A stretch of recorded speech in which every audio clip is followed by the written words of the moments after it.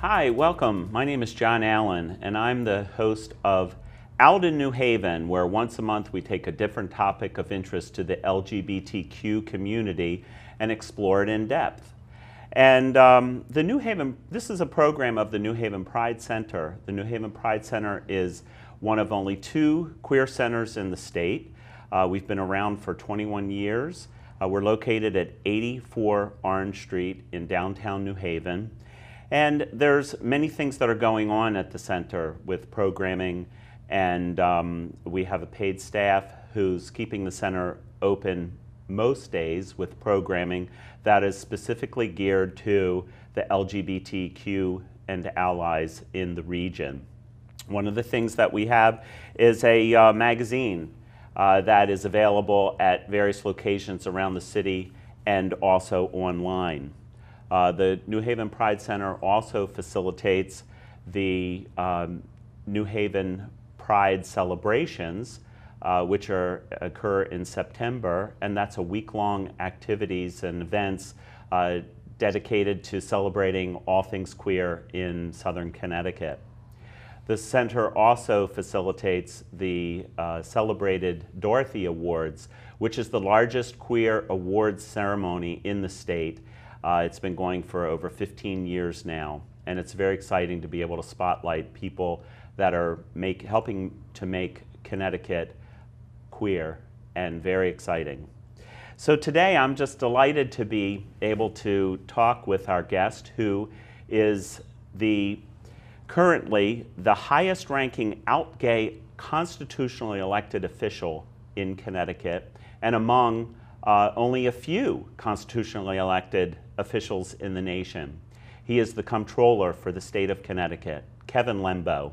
Thank you so much for being here, Kevin. Hey, John, it's great to be here. Yeah.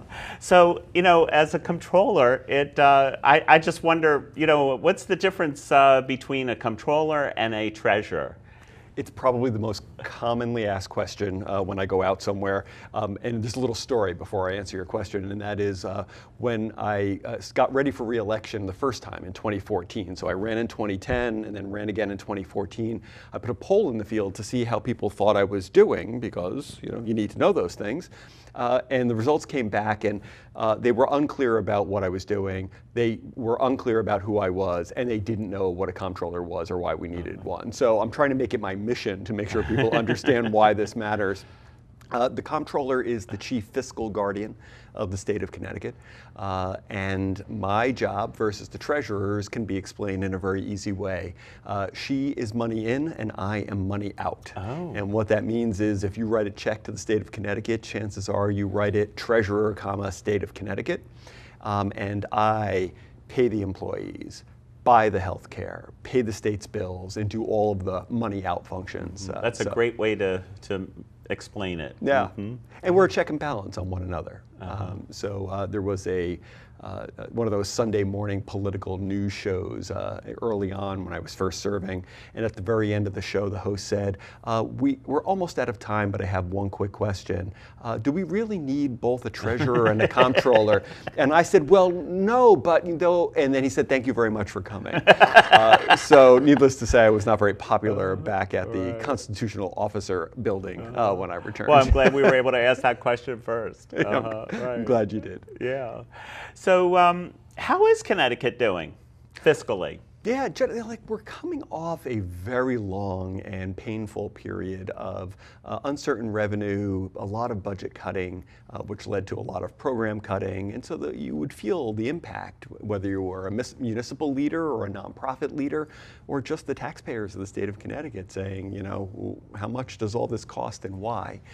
Now, finally, we're starting to see an uptick in revenue in the last quarter or so, and not just sort of at the top end of earners, because you often see that. You know, the top 1 or 3%, you see that they recover very early, and they've been doing fine for a very long time. They always seem to do fine. Yeah, they do. They're doing fine.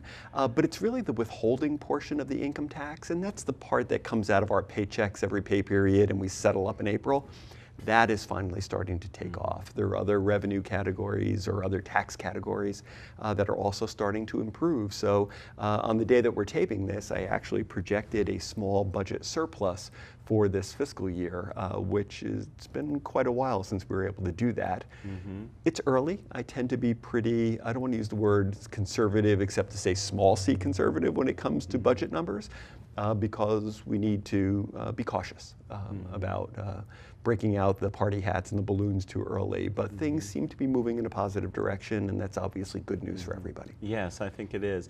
Well, you know, I hear so many people complain about, you know, that taxes are so high in Connecticut. But, you know, if you've ever had to touch the safety net, and I think most people do, you want to make sure that a safety net is there. And there's no magic behind it. I mean, you have to have revenue in order to have a safety net. And I want to live in a community that supports people when they might need a hand. I mean, if I wanted to live in South Carolina or Florida, I'll move to South Carolina or Florida. I choose to stay here in New Haven and in Connecticut because I think we support folks, you know, and I know that our taxes go toward that. Right. And so, you know, look, there are the base functions of government that we all know need to be operated, right? You know, maintaining roads and schools, but it's how you do those things. So use education as an example. So I would put our education system up against Mississippi's education system any day of the week, but it costs money. You know, we're a high-cost state, as is New York, New Jersey, Massachusetts. The Northeast is an expensive place to live, baseline. So healthcare is a little more expensive and roads are a little more expensive. All of that sort of is right in line.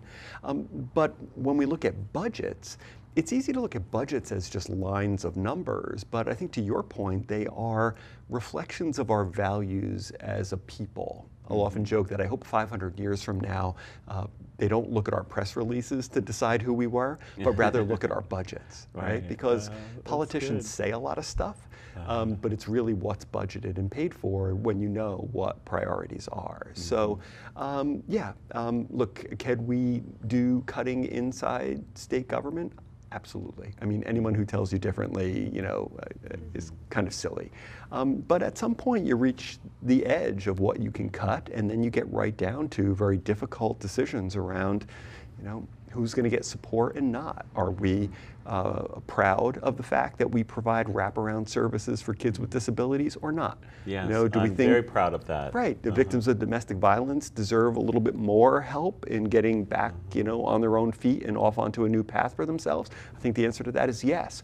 All of that costs money. So. When I get excited about tax revenue, it's because the economy is doing well. And when the economy is doing well, families are doing well. And so when families are doing well, everything is better. Yes. No, I think it is. Connecticut is just, I'm so proud of our little state and all the support that we've been able to wrap around, certainly around LGBT issues. Absolutely. You know, we are pioneers in many of the wonderful supports that have gone on around the country, and that certainly influences LGBT issues around the world. That's right. As an out gay politician, you know, how do you feel that you've been welcomed within the state of Connecticut, the offices there and at the Capitol? Amazingly well. So look, Charles and I picked Connecticut to live here more than 20 years ago. You know, we weren't just born here. It wasn't an accident of birth. We chose and choose every day to be here. And one of the reasons we came here was because of the values that we just discussed, right? That we wanted to live in community and in in a community where people shared many of the same values. And Connecticut has been that place for us. But I have to say, when I first ran in 2010, I had never run for anything in my life. Wow. So, you know, you have to figure out, is this even doable? Right? And the pollster came back and she said, well, I've got good news and bad news. And I said, uh-oh, here it comes. I'm going to hear that they're not going to go for this. And she said, the good news is the gay thing they don't care about, right? They want to know, what are your qualifications for the office? You know, what do you plan to do? She said, just don't tell them you're a vegetarian. So, are you? I am. My name is Kevin. How wonderful. Me too. And I'm a vegetarian. Yeah, I know. That's so great. Yeah, I know. There's something about barbecue that gets people riled up. I know. Well, you know, and you live in a wonderful community here on the shoreline. We do. And how do you feel that, you know, your welcome there has gone? Yeah, also very well. So when we first moved to town, we had come from New York City, where there was such diversity around every corner. And then we moved to Guilford, and pretty homogenous. Yes. We moved there for the schools, and we moved there. That's where I went to school. Did you? Yeah. It's a great place to grow up, and we find it a great place to live. And our two oldest kids are on the autism spectrum, and so we wanted to make sure they did education right, and you know, did sort of special services right. So we picked the town, and needless to say, when you see us walking across the green, you notice us. You know, 2 white men, 3 black kids. You know, we're a little hard to miss. But you know, it's been a combination of good, Yale-y, progressive, like, you know, room for everybody kind of thinking, and then sort of libertarian, Yankee Republican, like, I don't care what you do, just keep your grass cut and don't run your music too loud. And both of those things have worked out perfectly for us. So we really, Guilford is home. Yeah, that's great. Yeah. Now, you mentioned that you know, you and your husband Charles Fry have you have children, and you had said, you're very open of that. You've adopted children. Yeah. And so, how did you find that being you know, a gay couple wanting to adopt children? How were you received by the adoption agency? That was a bit of a different story because our older 2 now are 33 and 31. So in the early 90s, we knew we wanted to enlarge our family and wanted to. Now, how long have you and Charles been together? We celebrated 32 years. Oh my goodness! This past Congratulations. August. Thank you. Yeah, and they said it wouldn't last.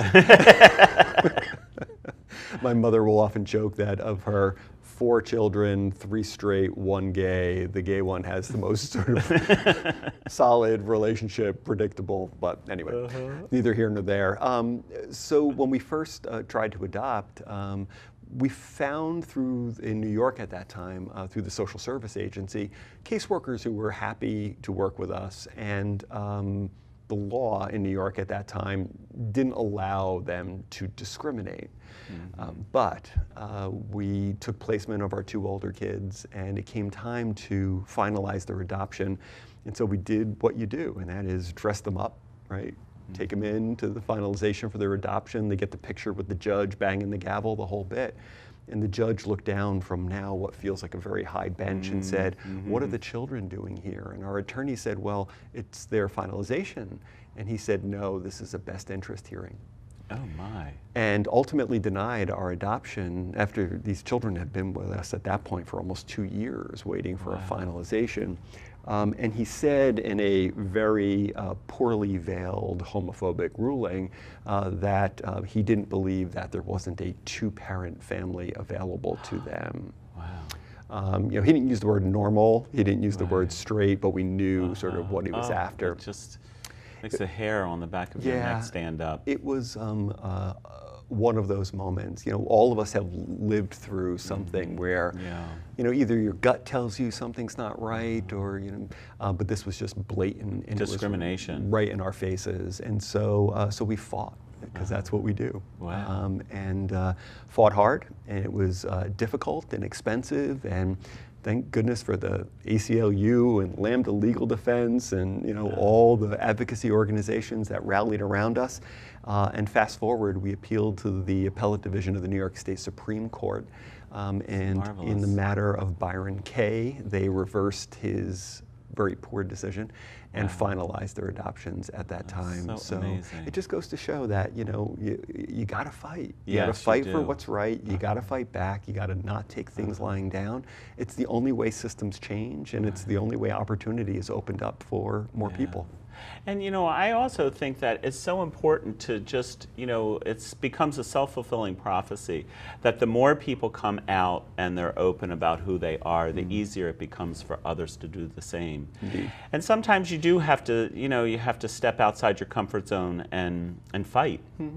And I'm so glad that you did that. When was it? Oh, that was in the early 90s. So a lot of time has passed. Oh, and that was before pre-Ellen. Oh gosh, yes. There wasn't a lot to lean on at that point. But when I fast forward now, and we finalized our youngest adoption in the probate, before the probate court judge in Guilford, and it was such an amazingly wonderful experience. Time had passed. He is a good man, and so it's. But that was was Joel. Joel Helander, good man. Yeah, great guy. Yeah, absolutely. Yeah. How wonderful. Yeah. Yeah. Well, what is it like? Do you have any words of wisdom for other gay parents or prospective gay parents? Well, first I'll touch on something you just said, and that is, being visible, being really out, right? How do we define that? What does it mean when you're out in part of your life and not another part? Okay, but how are you going to move yourself, fully out and to be fully whole in public? When I'm speaking at high schools in particular, I didn't run as, the gay comptroller. I was a math and science nerd in school. You ask the kids now, well, the math and science nerds raise their hand and they jump out of their seats. They're so proud to be math and science nerds. I was ready to go under my chair, please don't look at me. But I make sure, and when I'm speaking now at a high school group, I always come out to them. Because I know in the depth of that auditorium somewhere, there's a kid in the back row, who's trying to figure out who are they, and they look at Ellen, or they look at the reboot of Will and Grace, or they look at, and they're trying to figure out, well, like, who am I, and what are the models that, I can try to figure out. Does this look like me? So, there's got to be math and science folks too, in addition to all the other models that are out there. So that's number one. And number two, on adoption, if families or individuals or couples, like us in the LGBTQ community, want to think about expanding their families, please do. Please, dial the toll-free number at DCF, the Kid Hero number.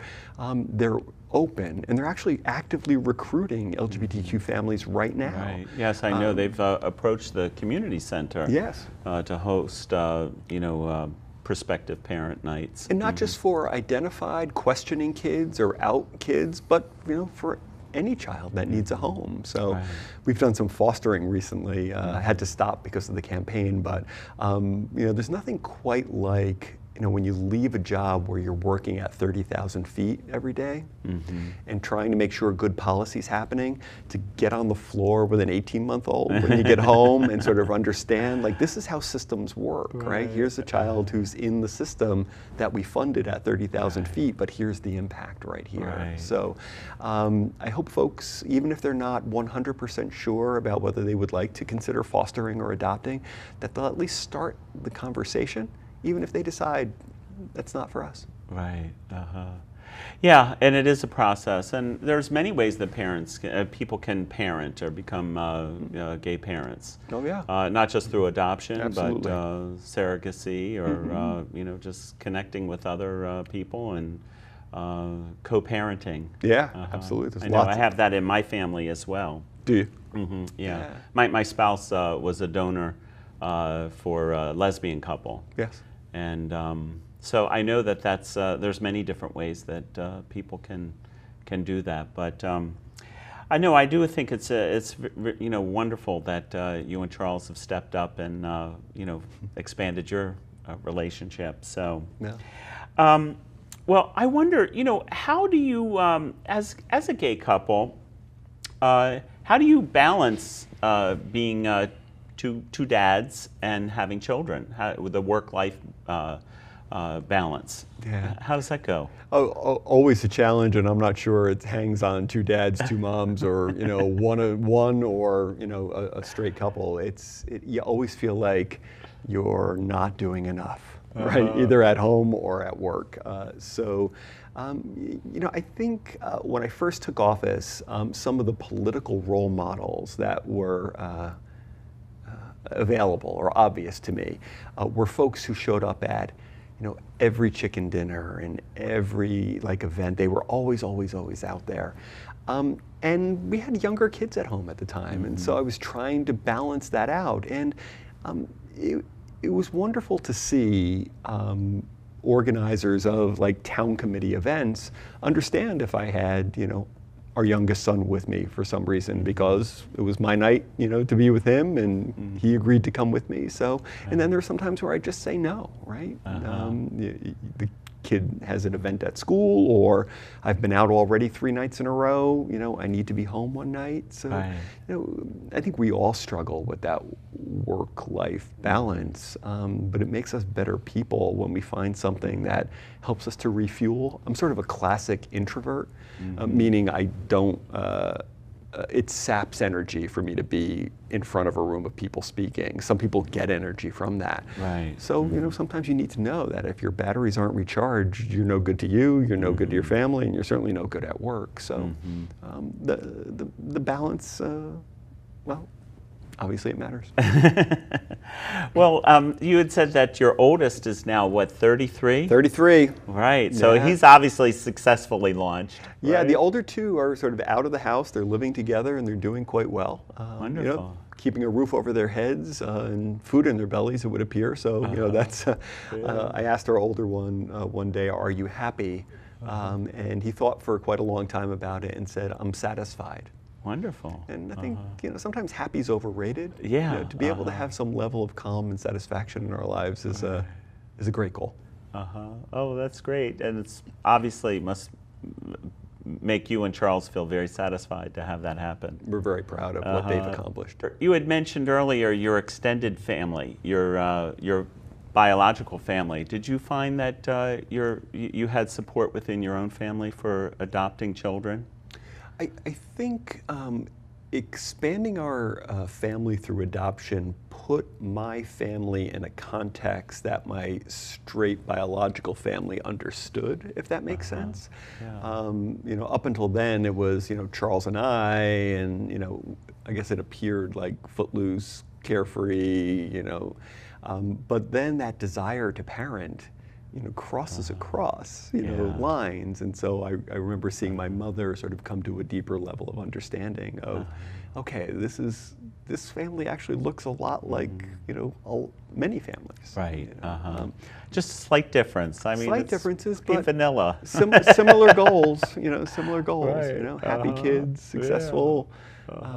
So I think that helped. We had a rough, she and I, time of it when I first came out. I came out over a number of attempts over a number of years, from the time I was about 11 until it finally, I stopped talking to her about it. It was tough times. It really was. Yeah. And I often say that I'm just so angry about my youth that was squandered trying to figure out what was going on inside. I think so many people of our generation, feel the same thing. There's a tremendous amount of anger, and I just don't want anyone else to have to feel that. It's such a waste of potential. Right, and so many opportunities to really have a fuller experience as a young person, and just have fun. Be playful, be all the things that kids are supposed to be, and not have to,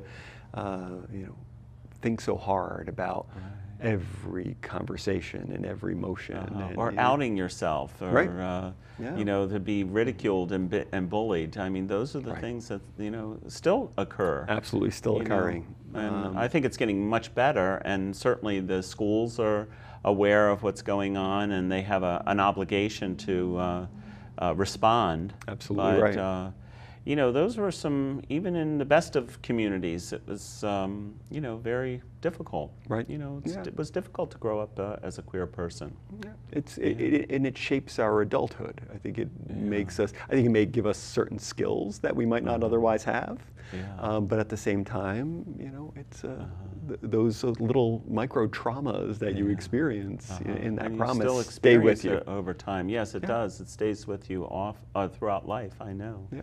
But at the same time that I have such tremendous anger at about what had happened earlier. It's also where I get my strength from, right? Too, just being knowing who I am now, and and what the potential is within all of us. I think it's I wouldn't change it.